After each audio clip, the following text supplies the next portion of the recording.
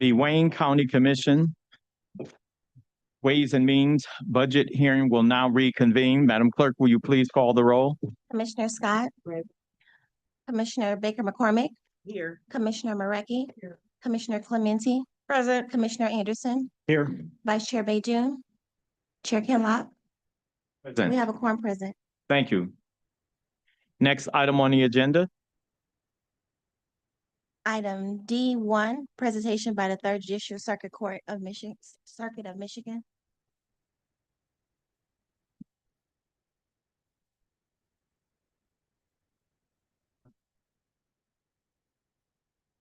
Okay. So. So All right. I want to say good afternoon and thank you for joining us this afternoon. We're now about to convene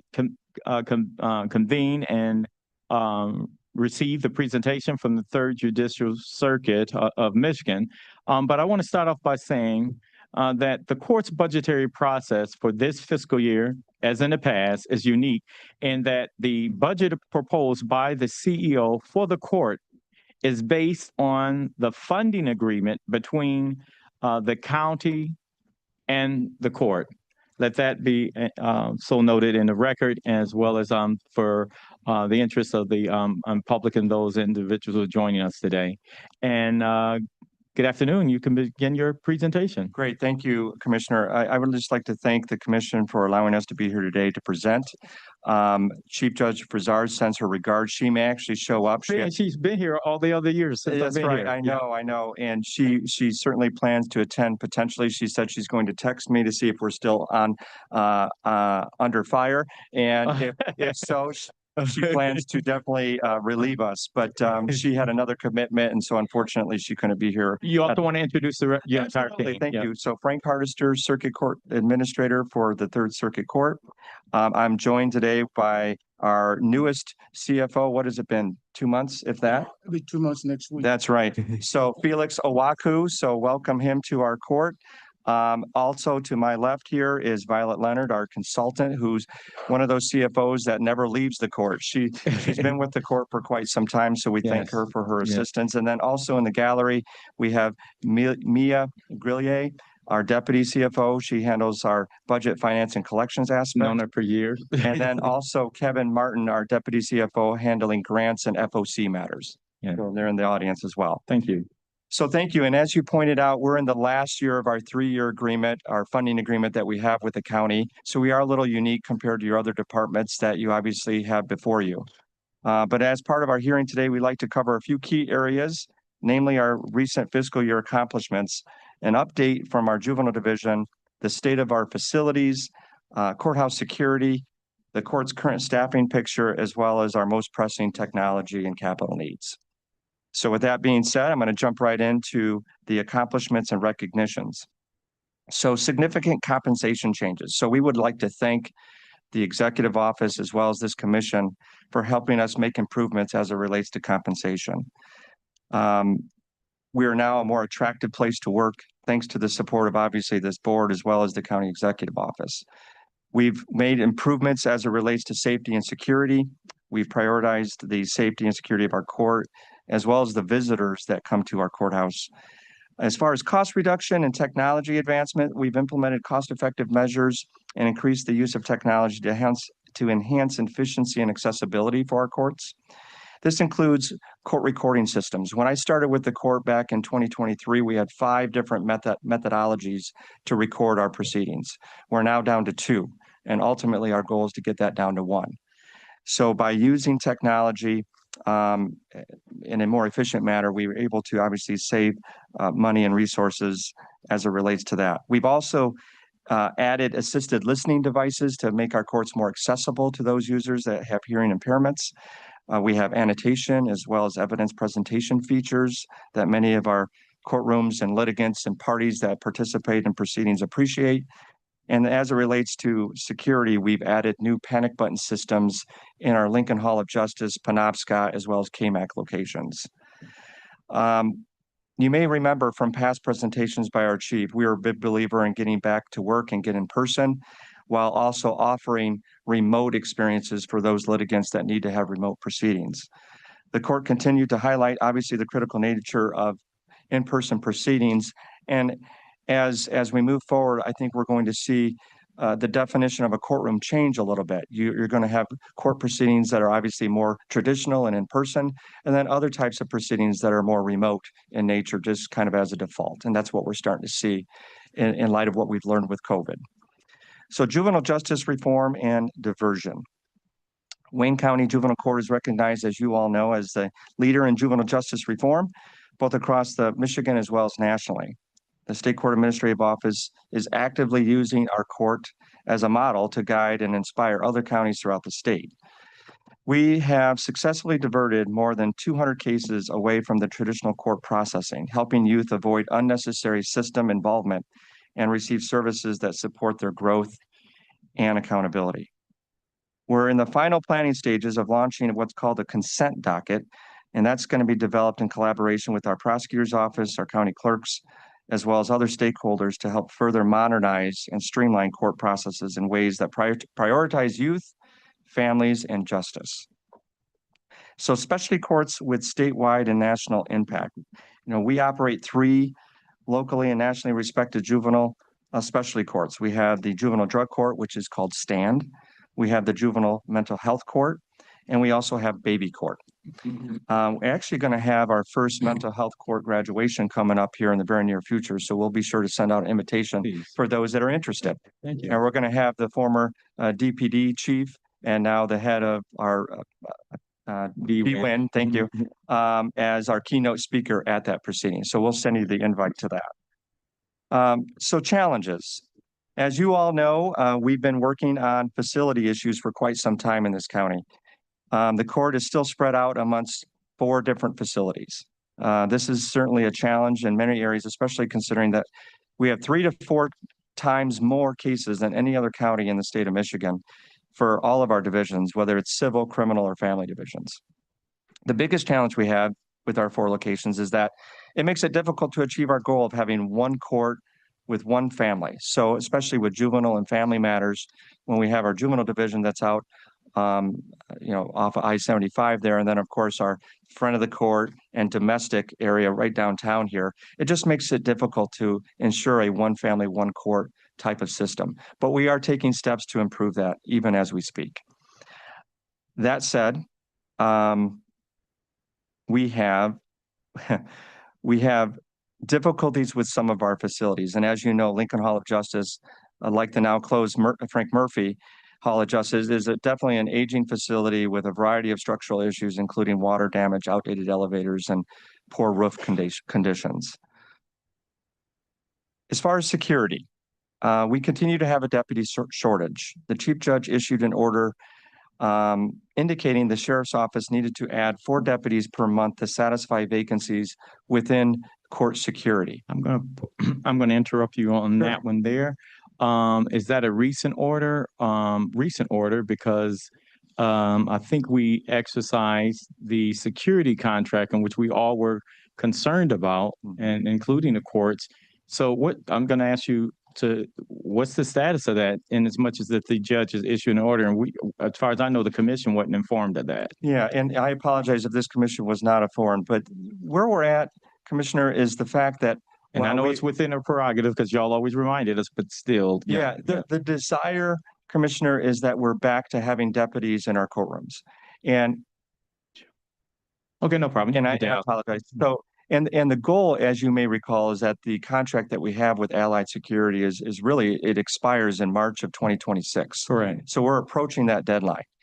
And long story short, we're not seeing the number of influx of deputies that are going to take the place of what Allied Security is offering today.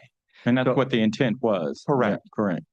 Correct. Okay. And so our desire is to ensure that but let me answer your question first and foremost. You asked earlier about when did the order go in place? The order was issued in March of this year.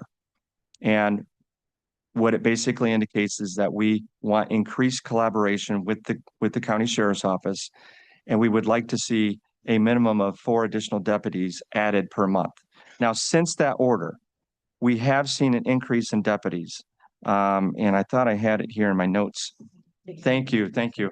So we've seen 16 additional deputies, but because we've been meeting with the sheriff's department, our office on a regular basis every 2 weeks, we were aware that right around this time, we were going to hit a bottleneck where the number of deputies that would be available to satisfy this order was going to be in jeopardy for them to be able to comply. But the order also allows for a spirit of collaboration, right? As long as we're communicating, we're working together to ensure that there's a priority given to the courts to ensure coverage, then we're going to continue to work together and of course, avoid going down a path that none of us really want to go. Our concern, Commission, is that when we do the numbers with the sheriff, and it was said best when we were working with the county exec's office earlier this week, that for every 2 deputies that they bring in, they're losing 1. So the net gain is not the number of people that we need to see to cover our 4 different court locations. And so that continues to be a challenge. And I can answer any further questions on that, or I can... Let the record reflect that the commission is aware and have been received notification as relates to this issue. Okay. Thank you. Thank you. You can continue with your Thank you. presentation. So the other thing that we're working on, and actually we're working on closely with the county executive's office, is the fact that we have new video surveillance systems that we believe would help aid the deputies or the allied officers that we have. Currently, Lincoln Hall of Justice, as an example, has no video surveillance system. The KMAC location has limited surveillance system, but really nothing on the court floors. And then Penobscot has an outdated system that we would strongly like to see that improved. So we're working with the county executive office in that regard as well. So that's a challenge. Another challenge is, of course, our staffing. Now, I'm happy to report that we have filled more than 74 positions in 2025. And we've done a lot of different things to be creative in our hiring aspects, but now we're kind of at the point of those harder to fill positions. You know, whether it's a certain level of accounting expertise, budgeting expertise, or clinician expertise as it relates to some of the services that we provide our juveniles. So we're, as of the date of this being written, we were at about 11.52% vacancy rate, and these are the harder to fill positions. So this continues to be a challenge that we're working on as we move forward. High deductible benefit plans, including the cost of prescription drugs, are a challenge for current core employees, as well as a deterrent for prospective employees that are seeking employment with our court. The court would like to see more affordable options for health benefits, and I'm happy to report that we are working with the county. We have a compensation committee that we're meeting on a regular basis now to talk about all things related to compensation, so both salary as well as benefits. Capital and technology focus. So as part of the court's capital plan, technology updates and workflow improvements will continue as planned. Additionally, the court will continue to make efforts to ensure the court recording systems, as I mentioned earlier, with integrated cameras and microphones, are consistent throughout all of our divisions. The court also plans ongoing technology refreshes. For example, Office 365 upgrade in our facilities, as well as building upgrades with furniture replacements that may be needed. So further considerations, SCAO, you may have heard about this, where SCAO does an assessment, and we have to do a number of surveys. But SCAO, their initial judicial resource report suggests that Wayne County needs an additional judicial resources up to 20 judgeships. We are currently going through a process that's called a secondary analysis. And part of that is the feasibility, the reality of actually having 20 additional judges right now simply is not feasible. We don't have the facilities for it. We don't have all of the funding that's related to support such an increase. But we've started the process to work with SCAO on what that number should be. So the court has initiated also discussions with the CEO's office on the aspect of, what would this look like if we were, whether the numbers 10, 20, 5, anywhere in between, where is the funding going to come from, and would the county be able to support us in that regard? And I ask that you include the commission on that with Chair Bell. Yeah, Absolutely. or her designee. We certainly will. What we're seeing since COVID is our caseloads continue to go up, and the strain on our judicial resources also goes up. And so we're thankful that we're able to kind of get back to a 10%, or excuse me, 11% vacancy rate. But when I started in 2023, our vacancy rate across the court was over 30%. So we've made it's been a long road to make a lot of progress, but we still have challenges in front of us.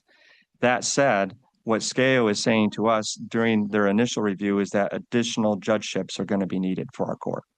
So stay tuned. We are working with the county exec's office, and we'll certainly include Chairperson Bell on any further updates. Okay, thank you. This was a great report.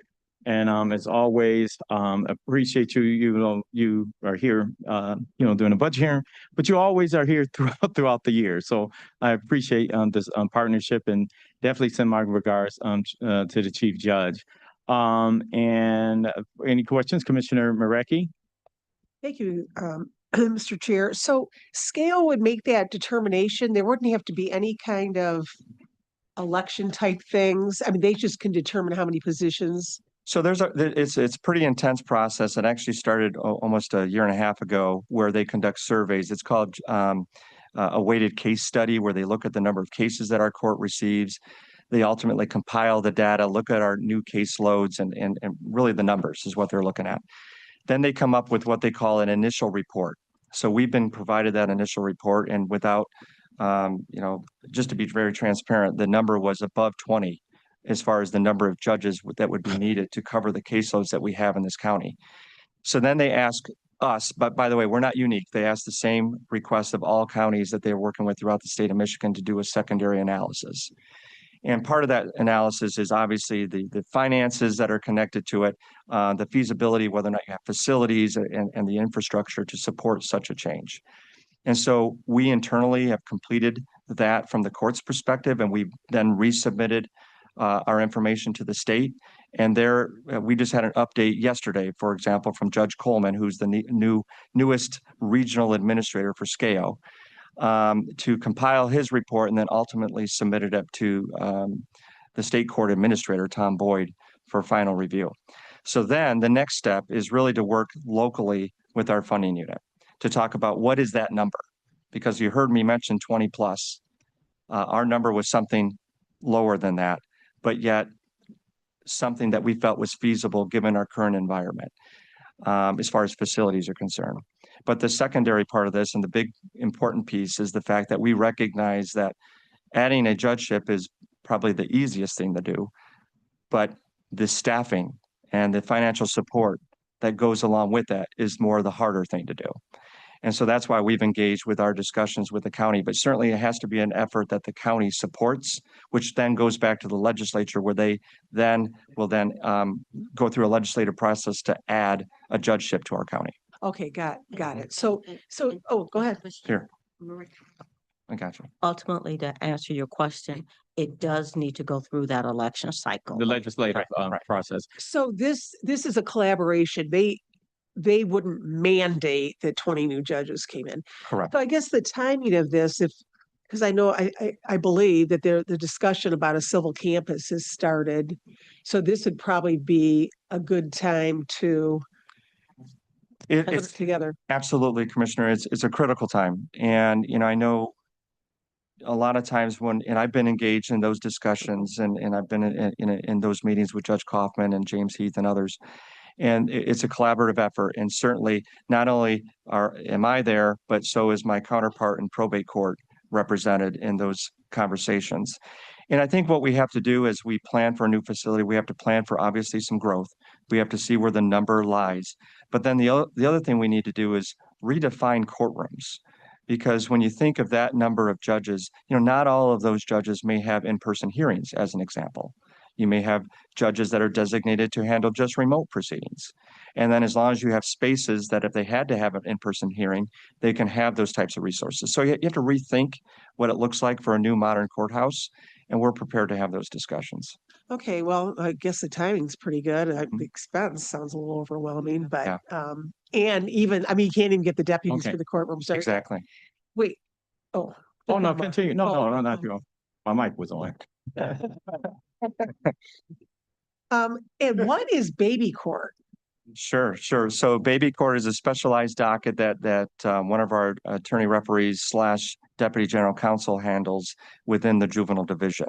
And for those details, if I tried to explain it to you, I'm probably going to get it wrong. So I can get back with you on those details of that particular court. But I know they're very proud of it.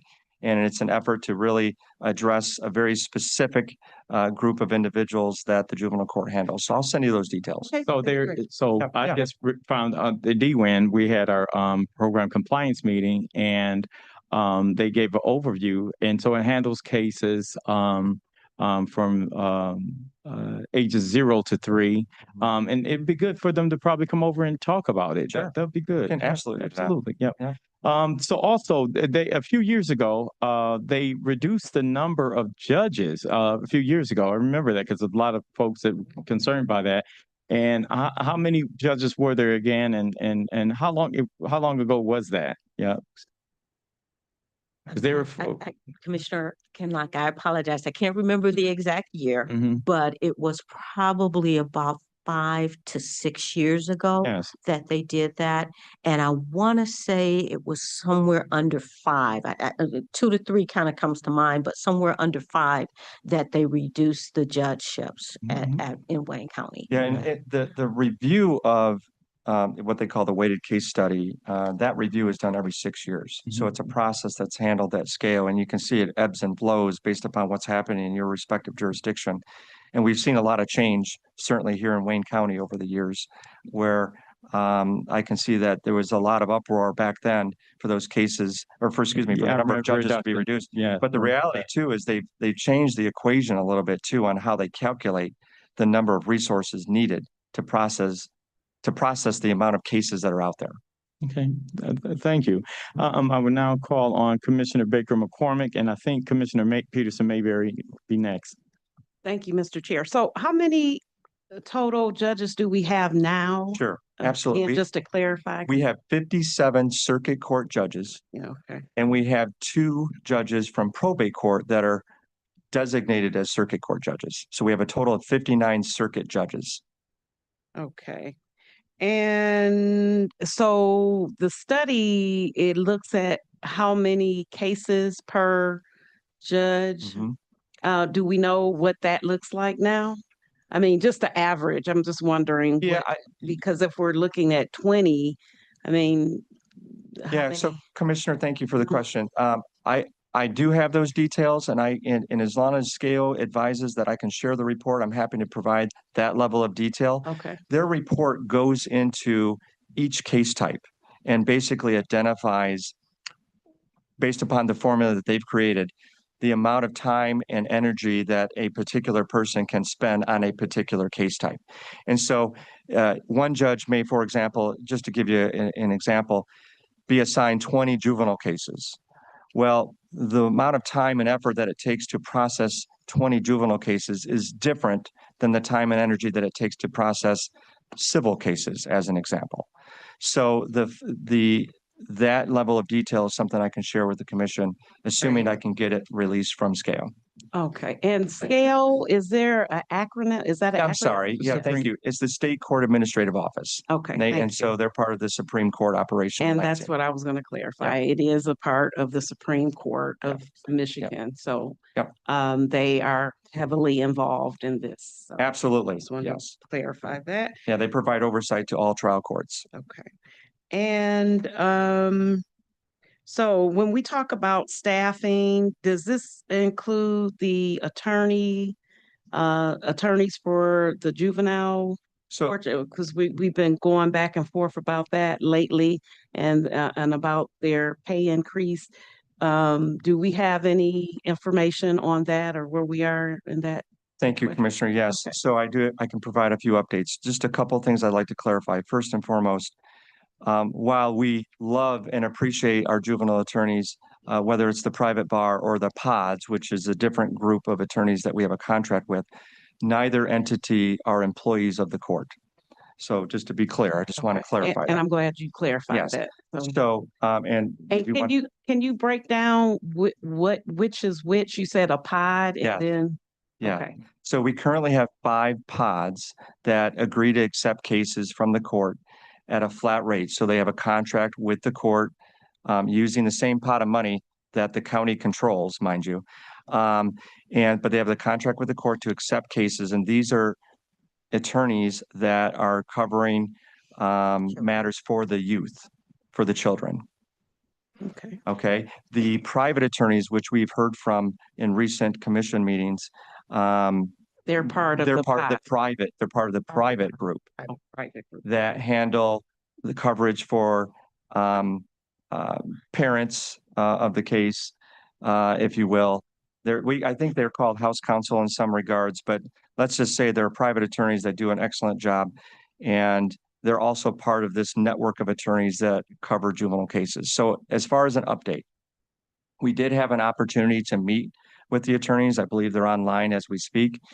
It was a productive conversation. We went through with them after looking at their proposal, what the court's proposal was and what the bottom line number would be that would see an increase.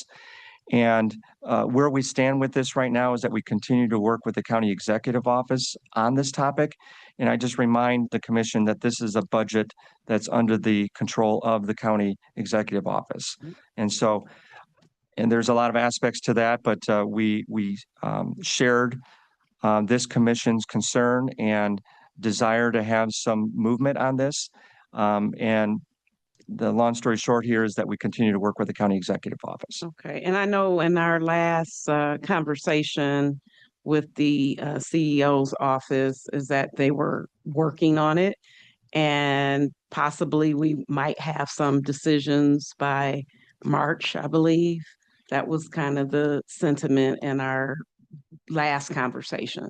So I'm thinking that that's kind of where we're moving to. Maybe we'll have some determination. Yeah, we, the court, are prepared and ready to support Okay. this endeavor in any way we can. And we've engaged in those discussions, and we respect the fact that the county executive office has a process that they would prefer that we use.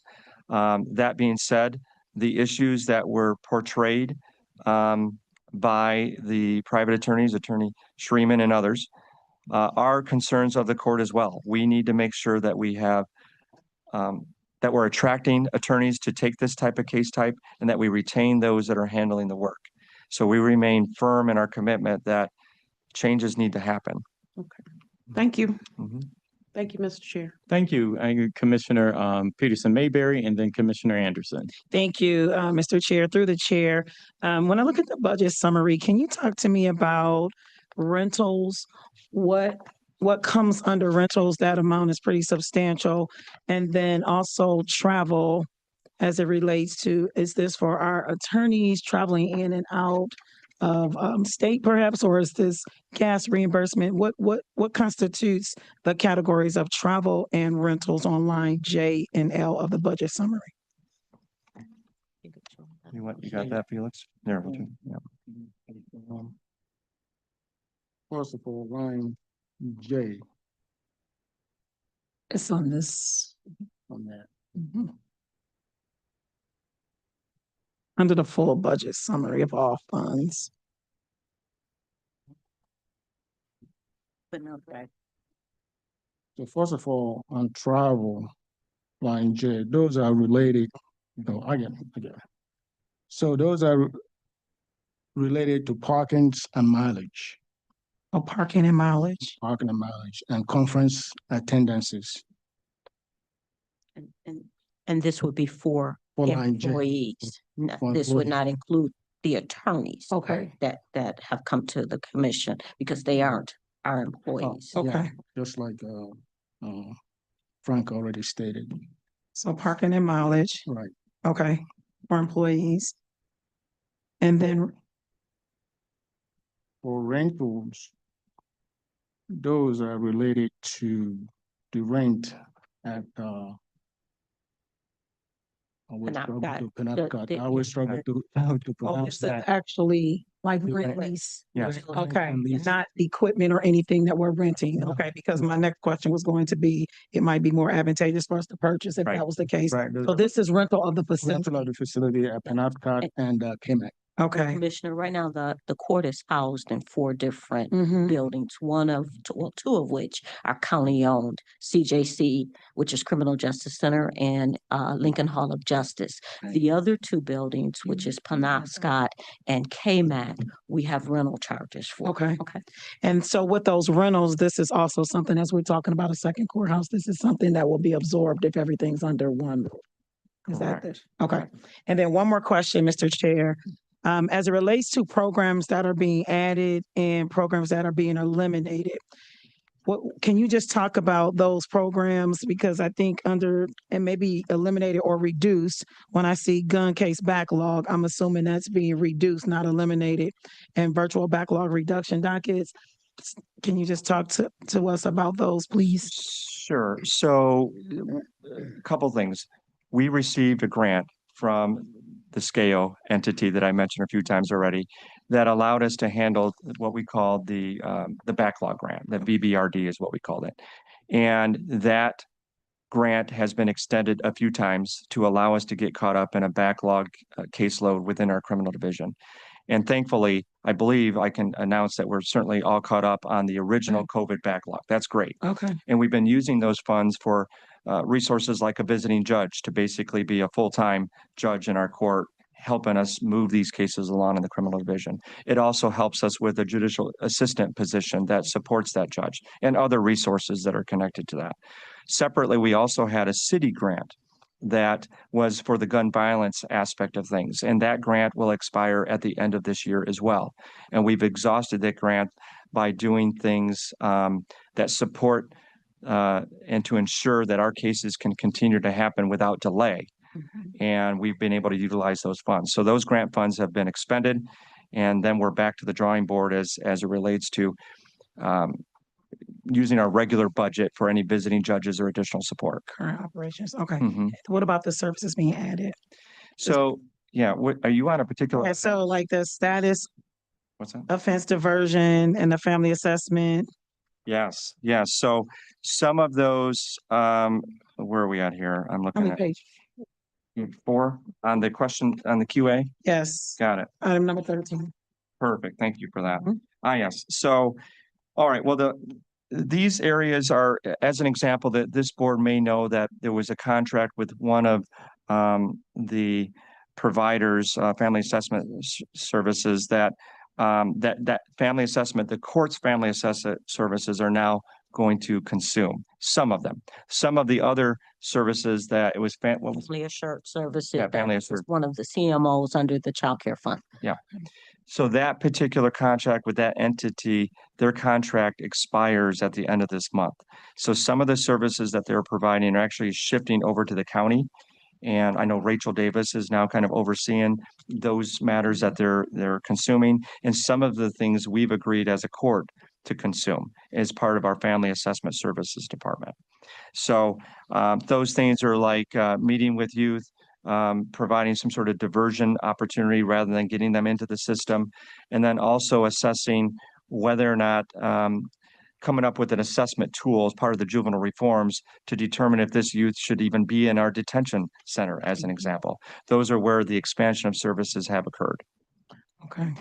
Then the last question, I'm hoping that we're collaborating with some of the organizations that could help with this diversion program. I know there are some out with some proven success. And so I'm hoping that we're collaborating with those. And actually, Commissioner, the status of offense diversion program is a new federal grant that we received, and it does just that. It is partnering with some of the community resources to help the youth. You're welcome. Thank you. Thank you, Commissioner Anderson. Thank you. Frank, I was going to ask you, who is the state court administrator since Milt Mack left? Tom Boyd. Tom Boyd? Mhm. Okay. He's a former judge out of, I want to say, Oakland. Probate. Oh, Oh, I'm sorry. I'm he's thinking district about court. Judge Mack. Yeah. I'm thinking. He's Judge a Mack. former district court judge out of Oakland, I believe. Judge Might be Mack local. left, was it? Yes. He's got another position now with the court system, I think. Yeah, I believe is still he's kind of like a violet where he never goes away. You know, he's very passionate about mental health court. Doing you know, by the way, we love Violet. So, and she's helping our new CFO a lot. So we appreciate your patience. But Milt Mack is still very much involved in all things related to mental health issues, especially within the courts.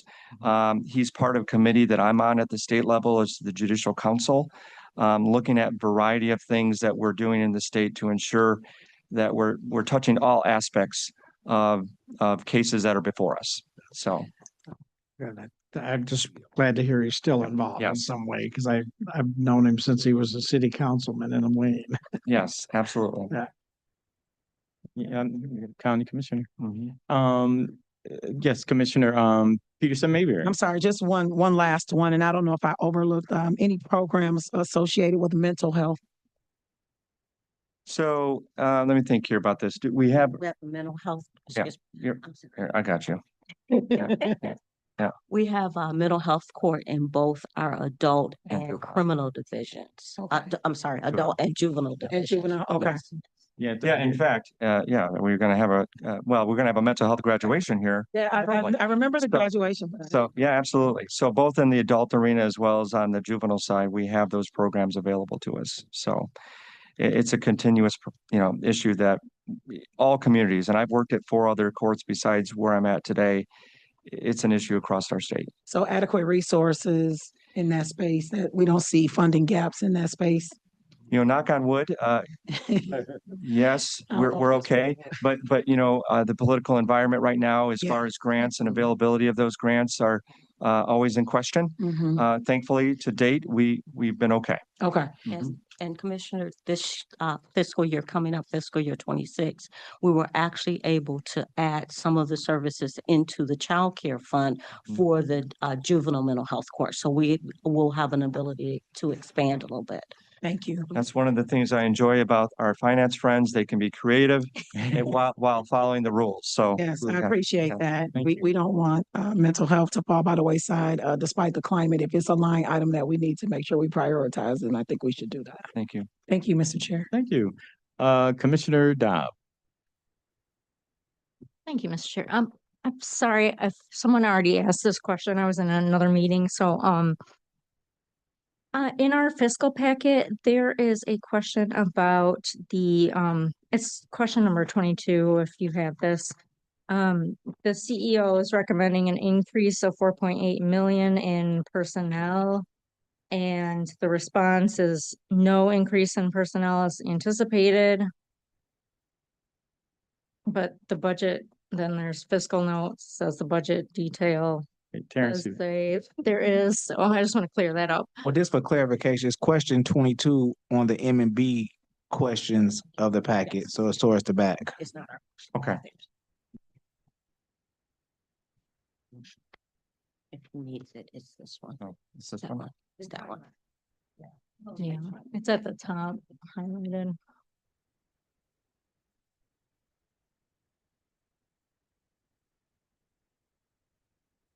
So I believe they're waiting for management and budget to respond to that question. Right. That's not a question. That's, for them. yes.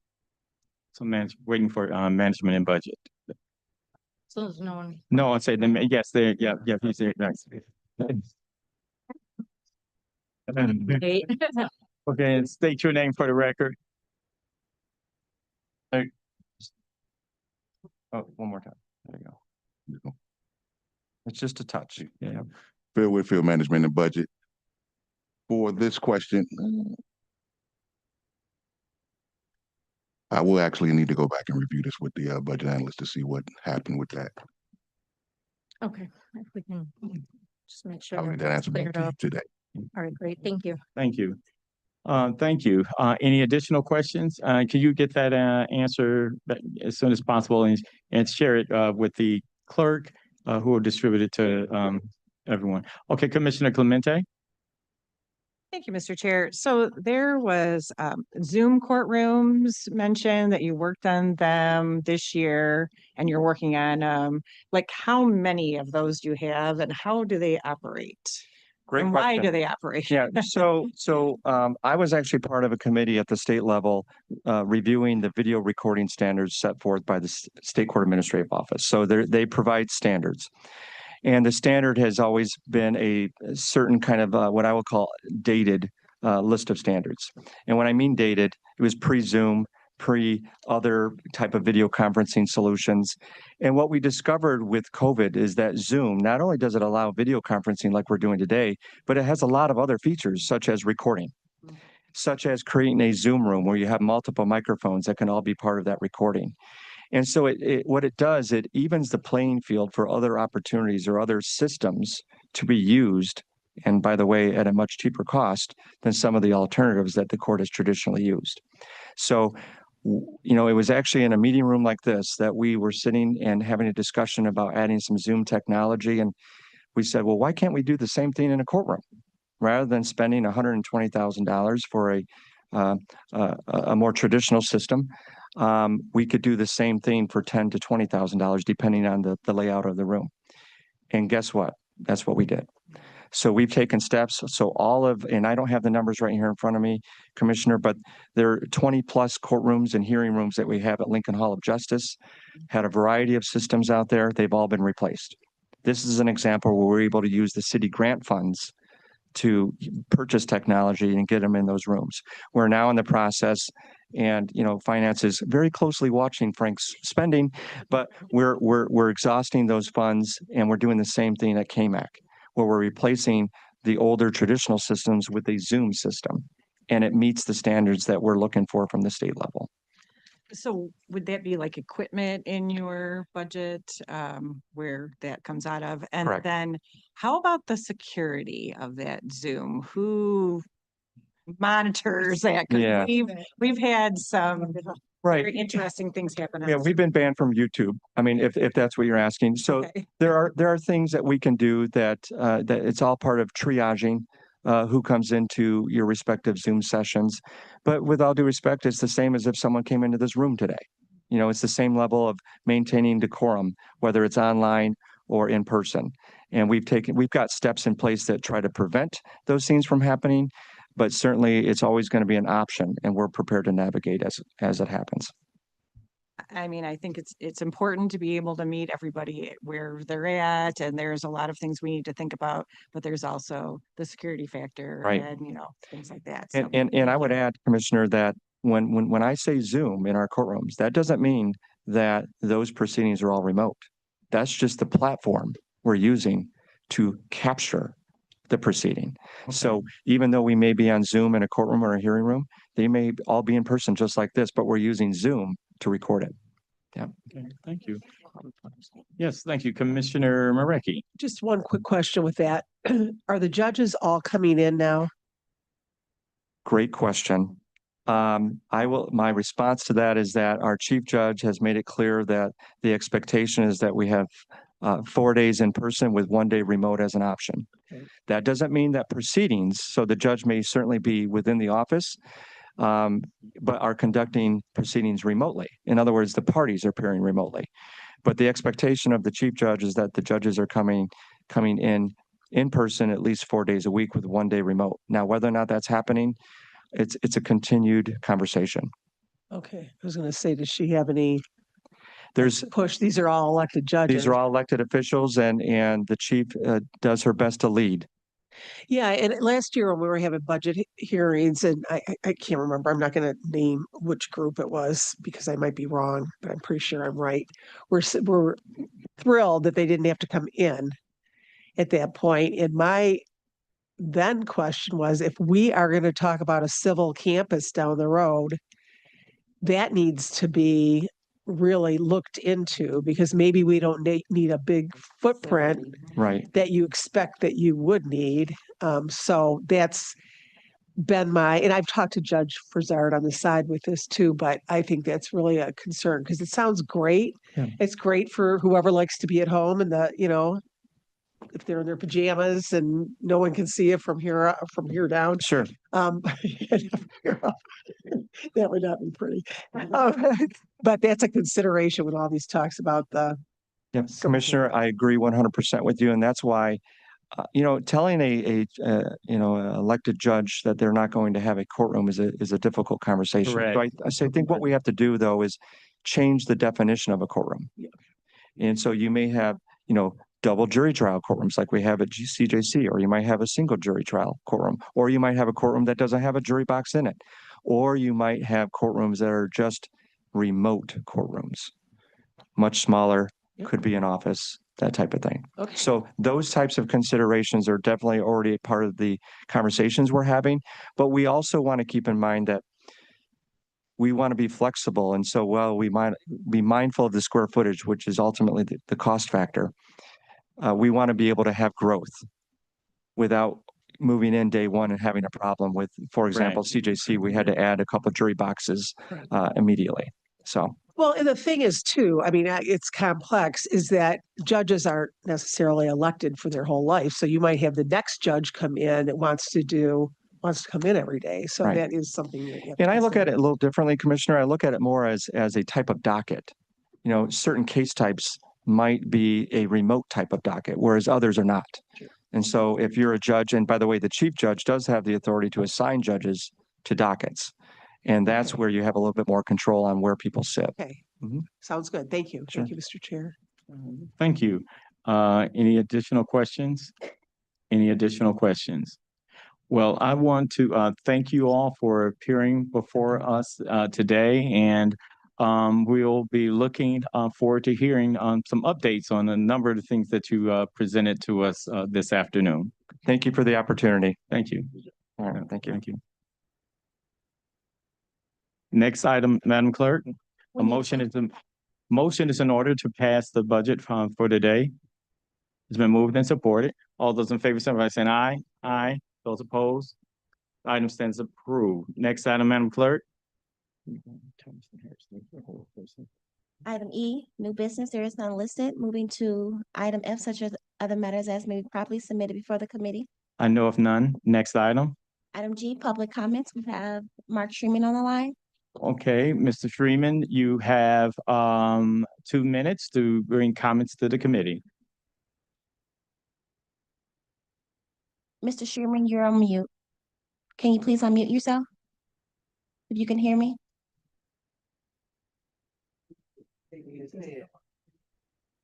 You're on mute. There Okay, you are. thank you. Can you hear us now? Yes, I can. Thank you. Can hear you as well. Thank you, commissioners, for hearing me.